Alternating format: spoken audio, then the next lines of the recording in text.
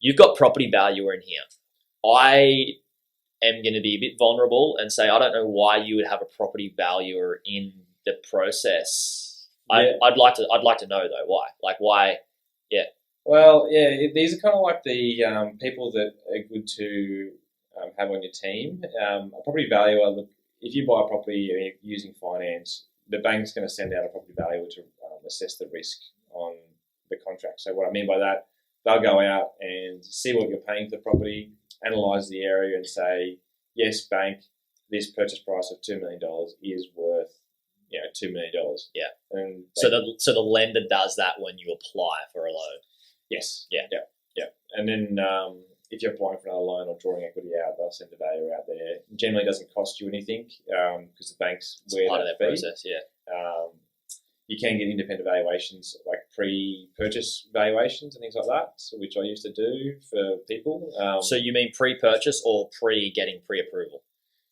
Pre-purchase. So okay. A lot of people, and now the rise of the buyer's agent is sort of like removing that. But so now I understand it. So you would get pre-approval for what you could get for lending, and then you would find a property, and they would have a price that you thinking that you might agree to, and then you would have your own independent valuer go out and check out the deal and make sure it's like, hey, I'm not going to overpay for the deal. Yes. Okay, got you. Yeah, and you can use that valuation report as a negotiation tool with the sales agent.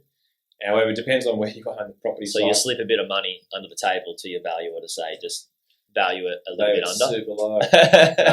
Yeah. So when talking about the importance of a property valuer on your team, the reason why I put it in there is it's good to know a property valuer, and at the very least, send them. Like I said to my friends for years, like if you're going to buy a property, at least send me it so I can look over it and make sure you're not overpaying for it. Some people don't like to get me involved because they don't. It's like finance; they don't want to get with told. Friends and finance. I don't want to get yeah. But also, people don't want to be told, "Oh, you're paying too much," because they get really emotionally invested in the whole purchase, or tell you not to buy the deal. Yeah, they don't want to. Yeah, and that's. I mean, to each their own. Like, I just understand how it works, and I feel like having someone with that skill set is valuable. And from a risk perspective too, like if you're using finance and you're paying too much for a property and the valuation comes below that, then you've got to sack up and pay the difference. So it could be quite costly. If you're doing a commercial deal, you need a valuer regardless. So that's why I put it in there as well, because that's part of the due diligence process with commercial, is that you get a formal valuation on the property, and that's the skill set. And we'll get a commercial valuer on this pod pretty soon, I hope, and run you through basically all the due diligence that they do, and that really minimises your risk from that front.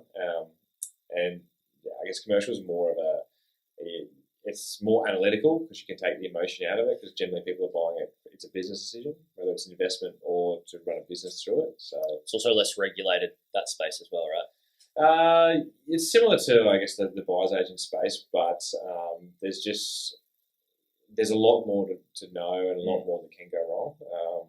So the value of a good valuer is high in that sense, and a good commercial buyer's agent is super valuable in my opinion.